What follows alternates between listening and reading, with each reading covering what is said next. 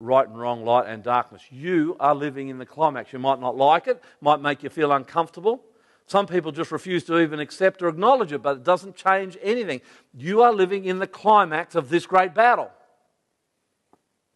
And the world, which is the battlefield, as this battle rages between good and darkness, between righteousness and sin, this world is cracking apart. It's fallen apart. And we see it everywhere as the world disintegrates under the pressure of this battle, which is coming to a climax.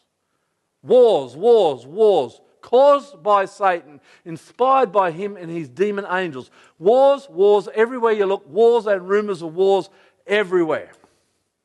You go into our shops, even here in the Western world now, I have never seen this in my 58, 59 years of life. I have never seen it where I walk into shops now and there are shelves empty. Now, they may be empty in Australia, but there are countries in the Horn of Africa which are now starving because we can't get food onto the tables of the peoples of the world.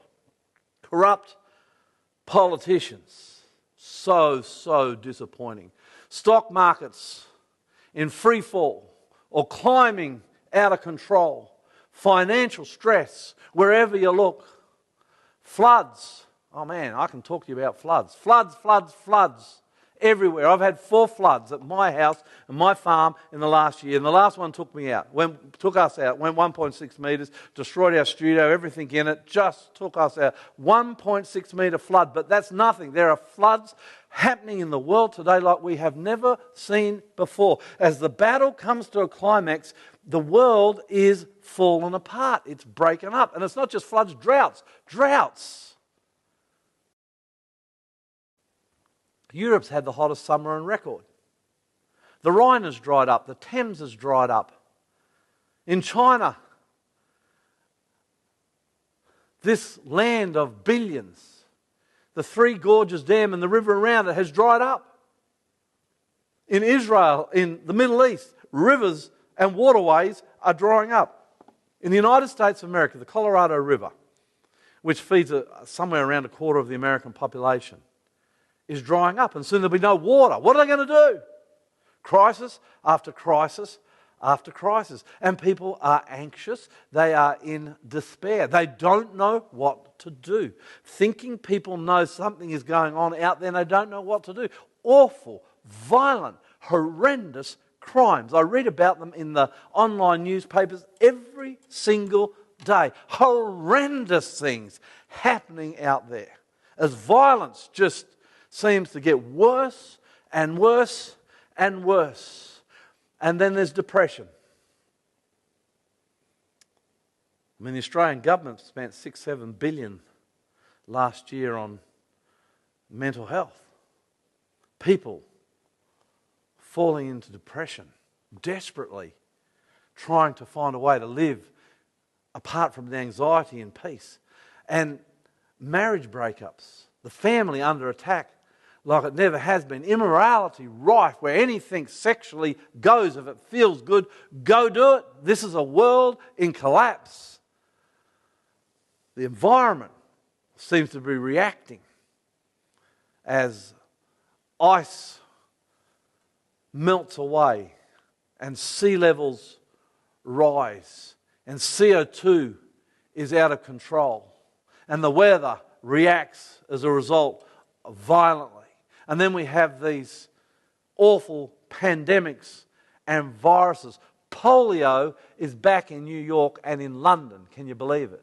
COVID-19, it's not in the news much now, but it is out there and it is just raging through the community. And there are as many people getting sick and dying in Australia of COVID-19 as we have ever had. It's just it's not in the news. We've stopped freaking out about it. And most of us have had it. Some like me have had it twice. The world is in deep, deep trouble. And thinking people know it. Not so long ago, I was in Israel, 2019. I went to this place, the Mount of Olives, just outside Jerusalem. Between the Mount of Olives and Jerusalem, there's a deep valley called the Kidron Valley. It's not very wide, maybe a few hundred metres wide. And so you sit on the Mount of Olives, one of the great experiences of my life, in the car driving around the corner. And before I knew it, because the driver didn't tell me where we were. We're on the Mount of Olives. I worked it out because I looked across the valley and I saw this.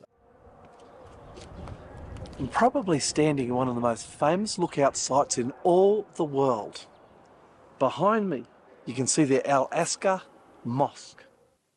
I looked across and it was a beautiful sight. That golden mosque shining in the sun. And as I sat down there on the Mount of Olives, and I thought back 2,000 years ago about what happened right at that very scene I was seeing. There was a great battle between the Romans and the Jews. It was the fall of Jerusalem. And I want to take you back 2,000 years. About 40 years before that great battle. And here in Jerusalem, and then on the Mount of Olives, something happens with this man called Jesus and 12 of his disciples, 12 of his followers. Now, Jesus, I believe, is God. He came down to earth and became a human being, but he was still God to save the planet. I know, and I'm going to acknowledge this again, that this is a very strange idea to many Aussies. Jesus used to be well known in our country, not anymore. But I just want to encourage you, and I'm praying this will happen. I just want to encourage you to have a look at Jesus for a minute and see what he says about the times we live in. You see, in Matthew chapter 24, verse 1, Jesus is about 33 years of age. He's been walking around Israel for 3 years, healing people, sharing with them a story about how he's going to save the world. And he's with his disciples, and they're in Jerusalem, and they're on this Temple Mount. And I went to that Temple Mount. I walked where Jesus walked. I saw where the Jewish temple used to be. Now you see soldiers with guns, both Israeli and Palestinian, although I don't think the Palestinian police had guns, but the Israelis certainly did. And it's quite surreal to walk around where once Jesus was. And Jesus is right where I was on this Temple Mount. And he says this, very interesting. As Jesus was leaving the temple grounds, his disciples pointed out to him the various temple buildings. But he responded, "Did you see all these buildings? I'll tell you the truth, they will be completely demolished. Not one stone will be left on top of another." Jesus said, "You just think this temple is sensational. You are so proud of this place, but I'm telling you that it's going to be totally and completely demolished. Not one stone of that temple building you are seeing, and that you're talking about will be left." Now, the disciples, the followers of Jesus, were horrified because it was a beautiful building. It was one of the wonders of the ancient world. It was the very center of Jewish worship and of their identity itself. And for Jesus to say, "Oh, this place is going to be destroyed and not too far in the future," they were horrified. But if you go there today like I did 2,000 years later, there is no sign of that Jewish temple that 2,000 years ago used to be there. Exactly what Jesus said would happen, did happen. It was completely, and I'm talking about totally, demolished. The story starts in a place called Caesarea, a couple of hours away from Jerusalem, down on the the Israeli coastline. Caesarea, beautiful place. Well, the Jewish shopkeepers and businessmen of that place decided that the Romans, who were in control of Israel 2,000 years ago, that their tax was too high. I'm still complaining about that today with our government. Tax is too high. Tax seems to be way, way, way too high. My wife just finished her job. She was retrenched and she got a payout, and at least a third of a payout, which wasn't that big, went in tax. Well, the Jews were feeling similar, and so they revolted against the Romans in Caesarea, and there was a fairly violent reaction. And the Romans responded with the army, with force, and they said, "You will pay the tax, and more than that, if you don't, we'll sort you out." And they took a whole lot of them to this Colosseum, which is in Caesarea, and I went there. It's right on the ocean. They still use it today for theatre and plays, etc., etc. It's quite an amazing building. And there they put these Jews who had revolted against the Roman tax burden. They put them to death. They crucified them. They sent them into the arena with gladiators and with wild animals, and it was a disaster. Well, this tax revolt spread right across Israel and into Jerusalem. And I mean, was a lot more intense in Jerusalem than it was in Caesarea. And the Romans actually killed 3,000 people in Jerusalem in this tax revolt. Well, that really stirred the Jews up, and war raged right across the nation. And in many places, the Jews were actually able to, surprisingly, they are fierce people to this day. I mean, you don't want to go to war against Israel, back then or now. They are a fierce, fierce people. They know how to fight. And they evicted the Romans from not all of Israel, but from many parts of Israel. The Romans weren't going to have that. And in AD 70, 40 odd years after Jesus had told his disciples that the temple would be destroyed, the Romans, under a general called Titus, who later became the Roman emperor, came back to Jerusalem, and it was a horrendous siege. Thousands, millions died. But the walls were broken down, and the temple, the pride of the Jewish nation, where their identity came, was completely razed to the ground. And it's interesting to me because Josephus, a Jewish historian of the time, and he was actually on the Roman side, but he was an eyewitness to what happened. He said 1.2 million Jews died in the fall of Jerusalem. 60,000 were sent into slavery, and men hung after that battle on crosses in the thousands around the hills of Jerusalem as far as you could see. Well, the battle then ended up at a place called Masada, which is south of Jerusalem, down by the Dead Sea. I went there. And that's where the Israelites, the Hebrews, the Jews made their last stand against the Romans. And it's a mountain fortress. Unbelievable to go there, actually. One of the highlights of my life.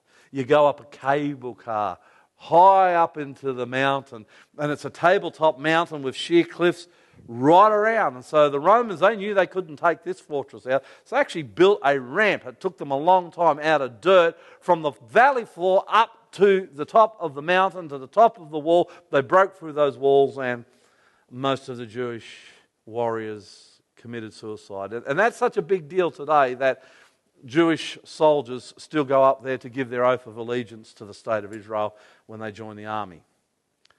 So when Jesus said that Jerusalem would be destroyed, it was. Now, if Jesus can be relied on for that prophecy, then perhaps Jesus can be relied on for his prophecies about the times we live in. 2,000 years ago, Jesus predicted what it would be like at the end of the world. Arguably the times we live in. So not only did he tell his disciples and followers that Jerusalem would fall and that the temple would be razed to the ground, not a stone would be left, he then went on to tell them what it would be like at the end of the world. These are the times we live in. So let's look at what Jesus said about our day. And I reckon you can rely on what he said, because what he said about the days of the temple in the times of the disciples 2,000 years ago, that came true. So why not what Jesus says now? And I think you'll find that what Jesus predicted 2,000 years ago our world will be like, it actually is. Matthew 24 verse 3. This is what Jesus said. As Jesus was sitting on the Mount of Olives, so they walked down the Kidron Valley and up the other side to the Mount of Olives now. Same story. As Jesus was sitting on the Mount of Olives, the disciples came to him privately. Tell us, they said, when will it happen? And what will be the sign of your coming into the end of the age? They're just saying, it's a simple question. What's it going to be like at the end of the world? So this is what he says. For many will come in my name, claiming I am the Messiah. I am the Christ. I am the Saviour of the world. And they will deceive many. If you look at the world today, it's kind of not out there in our face in Australia. But there is individual after individual and religion after religion claiming to have the answers, to be the Messiah, to be the saviours of the world. I remember when I was going to Avondale College, Avondale University, back, and this would have been in 1987. And a girl came to college in my second year. She was a first year and she was a primary school teacher, training to be a primary school teacher. And she came to college, and she actually ended up being a part of our small, tight group of friends there at college, university. Good girl. We had a lot of fun times with her. At the end of 1986, 87, she went home, I went home. She, when we came back to college, didn't come. And of course, because she's a part of our group of friends, I recognised that she wasn't there. And I started to ask my friends, where is she? How come she's not here? What's going on? They said, oh, she's not coming back to college. She's met a guy. And I'm thinking, oh, that's not too bad. I'm thinking she's met a guy romantic. No, not like that. She's met this guy called David Koresh. She is telling us, and my friends were shaking their heads a bit. They said, we don't really understand her and we don't know really what's going on with this girl. But she's telling us, she's telling us that she's never met anyone like this, and he's unpacking the Bible like I've never seen, and I just think it's so good that I'm not going back to college. I'm going with this guy. And that raised a few alarm bells, and so I ring her up. I say, hey, what's going on? Why aren't you coming back to college? Oh, she said, I've met this guy, and Lord, you've got to come down to Melbourne. That's where she was, not far from here. You've got to come down to Melbourne. You've got to listen to him. He's unbelievable. You've never heard anything like it. I kind of brushed it off. I thought, oh, this is a bit weird. There's something wrong here. She's going a bit funny. But we kept in touch. Well, in 1988, I went to the United States of America, and I rang her up just before I left, and I said, I'm going to America. She said, oh, so am I. When you get over there, come and see me. I said, oh, look, that's a great idea. Problem was, she was down in Texas, and I was in Northern California. That's like going from Brisbane to Melbourne or further. I never did get down to see her. I came home, and on April 29, 1993, I'm a young pastor by then on the Gold Coast. I woke up to this. According to ABC News, Waco, survivors Texas. still say the FBI was responsible for the fires. And my friend, A congressional investigation decided otherwise. and her 2 children, and her husband, and her brother, 5 of them, perished in the flames of Waco, Texas. So that And I lost does one of kind my seem like a smoke good show. friends. And aerial footage shows 3 fires The starting world in lost simultaneous locations within the a complex. beautiful girl, Regardless of where and she who perished started the because fire, she got the sucked results up were with one of catastrophic. these A guys lot of people were that left Jesus broken said will and be needed to around at wake the up. end of the The world kids claiming escaped to the be the compound, but Messiah. once I give trapped you a in little the warning kitchen, here. grew up If with you're the going to story of get everything that and experienced listen to while they were people who inside. are religious, who claim Christ, who say they've got special messages, the only protection I know is to test what they're saying against the Bible. I knew pretty much early on that this guy was off, that he was not kosher, because I listened to what she told me he was saying. I shared this with her, but she would not listen. And I listened to what she was saying, and it wasn't kosher with the Scripture. He claimed in the end that he was Jesus Christ, that he was the Messiah. And this Messiah led all these people in Waco, Texas, to a fiery grave. Absolute disaster. Jesus said that's what it'll be like at the end of the world. He said, and you'll hear of wars and threats of wars, but don't be panicked. Yes, these things must take place, but the end won't follow immediately. Nation will go to war against nation, and kingdom against kingdom. That is just everywhere. Look at it. Ukraine and Russia. Awful, awful war of blood brothers. Senseless, silly, dare I say, stupid war. Azerbaijan, just up the road, and Armenia, at it, hammer and tong. You can go to the Horn of Africa, where you've got civil wars in Sudan and Ethiopia. You've got wars wherever you look, from one end of the planet to the other. Never has there been a time where we've had so many localized wars in the history of the world as there is now. It's unbelievable when you look at what's happening. There's a war in Syria, a civil war. There's a war between Israel and Syria, between Israel and Hezbollah, between Israel and the Palestinians. That whole area is immersed in war. There's a terrible war in Yemen going on between Yemen and Saudi Arabia. You didn't know that, did you? Terrible war, killing thousands and sending the nation of Yemen into starvation and famine. And there's rumours of wars. I mean, you don't have to look too far. Rumours of war between Russia and the EU, between Russia and NATO, between Russia and America, between America and China, between China and Taiwan. Rumours of wars between Korea and South Korea and North Korea. Rumours of wars between North Korea and the United States. Rumours of wars. Everywhere you look, wars and rumours of wars. Jesus said, hey, that's what it'll be like at the end of time. Matthew 24, verse 7, there will be famines and earthquakes in many parts of the world. Last night, a third of the world went to bed hungry. Right now in the Horn of Africa, a massive famine is breaking out. Thousands and thousands of people with not enough water and not enough food. perhaps millions moving borders, trying to just survive.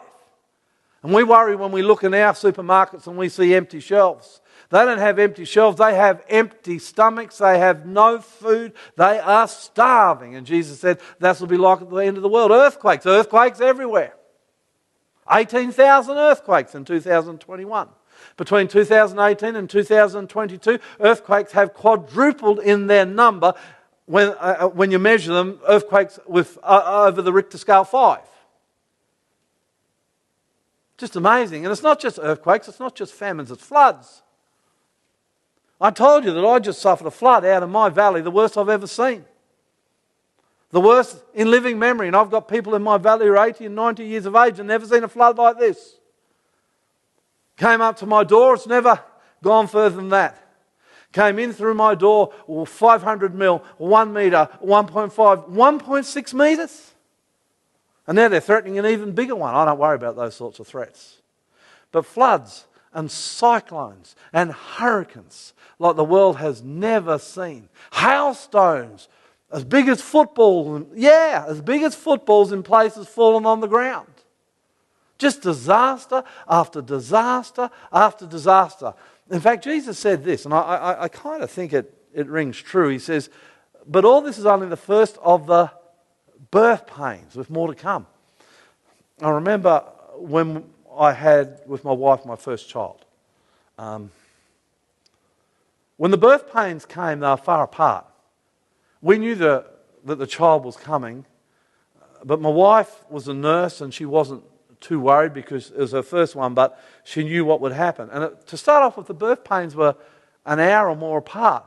But I noticed that the closer we got to the birth, the closer the birth pains, the contractions got, until finally she said, we better go to hospital. And we rushed off to hospital, and by the time we got to the hospital, of course the birth pains are very close together, and the baby came, my first born daughter, not long after. And that's what's happening here in the world. The birth pains, these signs start far apart. But as time goes on, and we're seeing this, they get closer and closer together. And as they get closer and closer together, like birth pains, they get more intense and more painful. And they hurt more. And that's what's happening in the world now, where the signs are getting more intense. They're getting bigger. They hurt more. They're causing more damage. That's what's going down. Luke 21. And there'll be famines and plagues in many lands. Plagues is just another word for viruses. You heard of tomato virus? One that's just broken out, where people get these big blotches on their skin. There's another respiratory virus. In the last few days it's broken out, similar to COVID-19 in South America. They're not sure what's going to happen to that. I mean, COVID-19 is raging around the world. I'd never heard of these sorts of things until a few years ago. But Jesus said, when we get closer to the end of time, you're going to see a lot of this, a lot of plagues, and people are being impacted by it. I lost 10 church family members. Not family members, 10 church families. From my church, a little church out of Sydney, where they fled Sydney out into the country to get away from these pandemics. And you're going to see, look, it's not good news, but you're going to see more of them come. And then this, 2 Timothy 3. Jesus says you should know this, Timothy, that in the last days there'll be very difficult times. For people will love only themselves and their money. They'll be boastful and proud. I mean, is this the world we live in? Scoffing at God, disobedient to their parents, and ungrateful. They will consider nothing sacred. They'll be unloving and unforgiving. I mean, is this the world we live in now? They'll slander others and have no self-control. They'll be cruel and hate what is good. They'll betray their friends, be reckless, be puffed up with pride, and love pleasure rather than God. Love pleasure rather than God. I mean, that's the world we live in, isn't it? And then there's this sign. Matthew 24, verse 14. And the good news about the kingdom will be preached throughout the whole world, so that nations will hear, and then the end will come. The quintessential sign that says Jesus is coming is the story of Jesus going to the whole world. And right now, this little Aussie pastor ministry of mine, from a little church of 75 people, is going out to millions. And I believe the whole world will soon have heard the story of Jesus, like you are now. And they'll make a decision for or against him. And then Jesus said, the end will come. And then there's this last sign where he says, and it's a prophecy about the end of time to the old prophet Daniel. But you, Daniel, keep this prophecy a secret, seal up the book and the time of the end. Well, yes, seal up the book of Daniel, and that happened. What will happen at the time of the end? Many will run here and there, to and fro, and knowledge will increase. And I mean, we are living in a world of how long since you've been to the airport? I mean, Sydney Airport, you can't get out of it at the moment. So many people have been locked down and trying to get out now that the place is just crammed full, where people are running from one end of the earth to the other, to and fro, all over the place. And knowledge will increase. I mean, my producer-director bought an iPhone last year. It's a camera, actually, for our ministry. A new one's just come out 4 times more powerful than the one that came out 12 months ago. We just can't keep up with the technology. We've got iPhones now that are better cameras than what they were using on the news and in the television commercial stations in 2005, 2006. High definition, 8K camera iPhones. Unbelievable. As knowledge just explodes, you buy a computer, as you walk out the door, there's a new one that's surpassed it. You see what's happening to cars, where we're going from gas and petrol and diesel to electric and hydrogen. Unbelievable advances in technology. We've talked about the shortage of water. You want to talk about technology and the ability of men to even overcome drought? You go to Israel, where they have developed desalination plants where they take water from the ocean and they pipe it through to the Sea of Galilee. It then goes down the Jordan River and they sell it to their next door neighbours, Jordan, for millions and millions of dollars. Technology is exploding, and Jesus said at the end of time that'll be what it's like. And so there are 7 powerful signs that Jesus predicted the world would be like as he was coming. And I ask you, is this happening today? False Christs, rumours and wars, famines and earthquakes, pandemics, increase in evil and wickedness, gospel story of Jesus to the whole world, and an increase in knowledge as man runs to and fro all over the planet. Every single thing that Jesus said would happen, will happen, and this world is coming to an end. So what do we do as I close? What do we do? Well, Jesus says this, and I want to leave you with hope, but I can't give you the answer completely tonight because that's in the next meeting. Luke 21, verse 28. So when all these things begin to happen, stand up, look up, for your salvation is near. Jesus is coming at the end of the world to save it before it destroys itself. That's a good story. It started off with a rebellion, and it finishes with Jesus saving us.